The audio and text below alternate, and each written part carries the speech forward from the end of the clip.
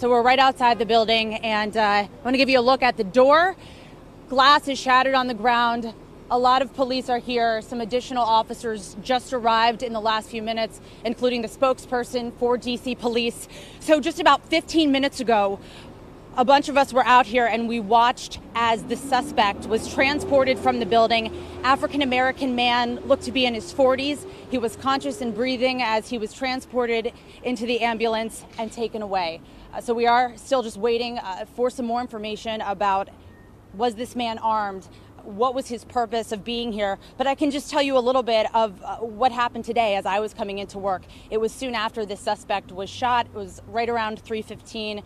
And as I drove into the parking lot, a group of coworkers was outside and asked, did I see anything? We think that somebody's trying to get into the building. They said that they heard a loud noise that they thought was a gunshot.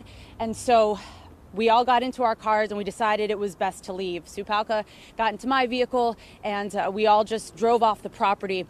We didn't get too far. I called into the station to see what was going on and got the message that it was all clear. At that point, we still didn't know what had happened. My first thought was this was nothing, or somebody tried to get in and we figured everything out and it was all right. But as we drove around the block, we could hear the sirens and we saw all the police cars that were here. We saw a fire truck arrive, and as we continued to drive around the block here, more first responders came on scene. And so we knew that this wasn't just a case of confusion or some kind of mistaken identity. So it was before I could even walk into the building that I found out that someone here had been shot by a security guard.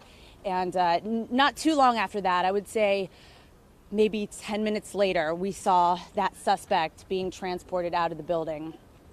So the police investigation here is still underway. As I mentioned, there were additional officers to arrive here in just the last bit of time.